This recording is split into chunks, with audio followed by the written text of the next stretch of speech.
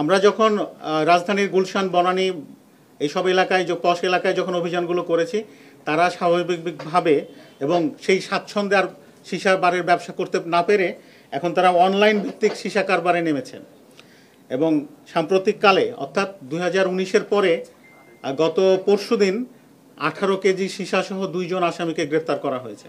এরা অনলাইন ভিত্তিক একটি গ্রুপ ফর্ম করে, একটা পেজ ওপেন করে তারা সেই সীসা ব্যবসা করছিল এবং সেইখানে আমরা দীর্ঘদিন ধরে ট্র্যাক করে একটা স্টিং অপারেশনের মতো তাদের সঙ্গে আমরা ডিল করে তাদেরকে ধরতে সক্ষম হয়েছি। এটা বিগত 6 বছরের ভিতরে সবচেয়ে বড় চালান।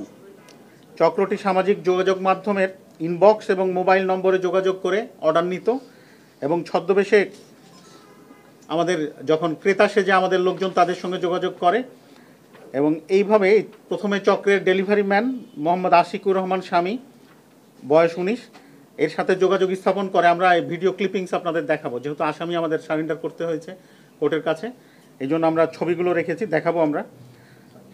আমাদের ডিএনসির কর্মকর্তাগণ ছদ্মবেশে ক্রেতা সেজে চক্রের ডেলিভারি ম্যান আশিকুর রহমানকে প্রথমে আটক করে।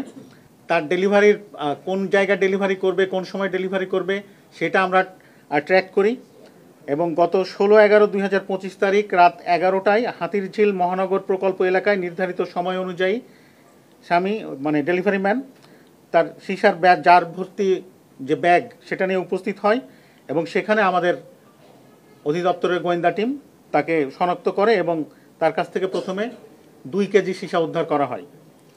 ব্যাপক জিজ্ঞাসাবাদে মিস্টার স্বামী জানান যে তিনি রাজধানীর বিভিন্ন এলাকায় অনলাইনে অর্ডার নিয়ে সে অনুযায়ী সীসা সরবরাহের সঙ্গে যুক্ত এবং তিনি শুধু একজন ডেলিভারি ম্যান, কিন্তু তারও মানে মূল ব্যবসায়ী রয়েছেন। এটির পিছনে একাধিক ব্যক্তি কাজ করে। সে আরও স্বীকার করে যে এই চক্রের মূল নিয়ন্ত্রক হলো জনৈক জনাব আব্দুল আলিম ওয়াসিফ, বয়স হচ্ছে 28 বছর। গ্রেপ্তার 2 আসামির বিরুদ্ধে মাদকদ্রব্য নিয়ন্ত্রণ আইন 2018 সংশোধিত 2020 অনুসারে মামলা রুজু করা হয়েছে ইতিমধ্যে এবং আমরা আরও চেষ্টা করছি আরও অভিযান চালিয়ে নেটওয়ার্কের সদস্যদের শনাক্ত এবং আটক করার জন্য।